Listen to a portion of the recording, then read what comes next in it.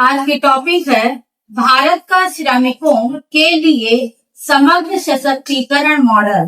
1, 2, 3 start. Bharat का श्रम परिदृश्य 4 नई श्रम संहिताओं और प्रधानमंत्री विकसित भारत रोजगार योजना जैसी लक्षित पहलों के माध्यम से एक ऐतिहासिक परिवर्तन से गुजर रहा है। इन सुधारों का उद्देश्य नियमों को सरल बनाना, सामाजिक सुरक्षा का विस्तार करना और असंगठित तथा गिग श्रमिकों को औपचारिक अर्थव्यवस्था में शामिल करना है। श्रमिक कल्याण और उद्योगों की दक्षता के बीच संतुलन बनाते हुए भारत एक अधिक पारदर्शी, समावेशी और भविष्य के लिए तैयार श्रम व्यवस्था की ओर बढ़ रहा है।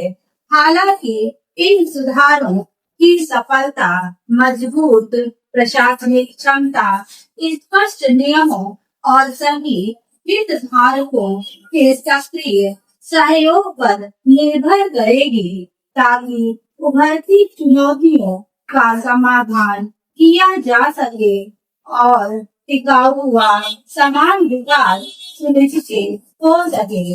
भारत के शहरों और गांवों में हर सुबह लाखों लोग अनिश्चित रोजगार की स्थिति के साथ अपने दिन की शुरुआत करते हैं।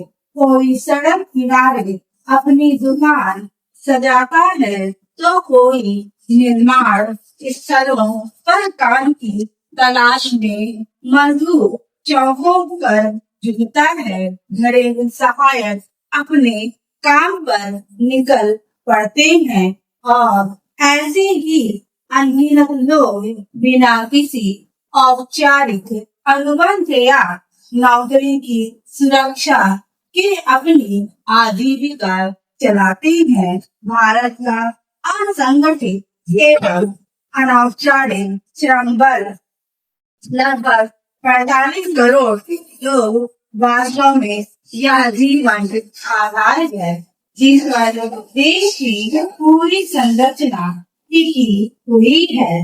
वे शहरों का निर्माण करते हैं, आपूर्ति श्रृंखलाओं को बनाए रखते हैं, घर परिवारों का पोषण करते हैं, परिवहन व्यवस्थाओं को गति देते हैं, वित्त अर्थव्यवस्था को चलाते हैं और कृषि व शहरी श्रम बाजारों को सहारा देते हैं। फिर भी यह सच होने के बावजूद फिर भी भारत की अर्थव्यवस्था की धुरी है। ये श्रमिक देश के विकास की कहानी में सबसे अधिक अदृश्य और असुरक्षित बने रहते हैं।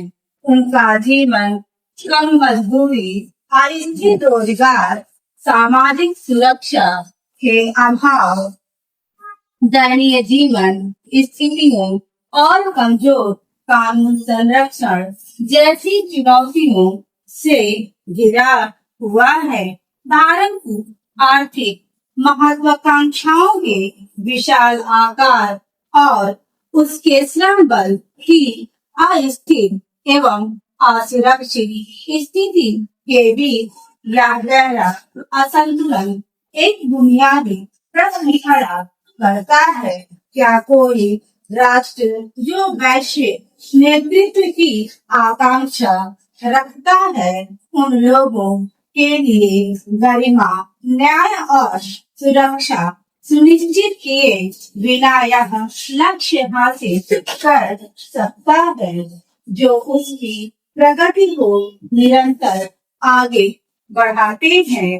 भारत में श्रम कानूनों और संरक्षण उपायों की एक विस्तृत श्रृंखला मौजूद है, फिर भी ये अधिकार अक्सर कागज तक ही सीमित रह जाते हैं और श्रमिकों को इनके बारे में पर्याप्त जानकारी नहीं होगी।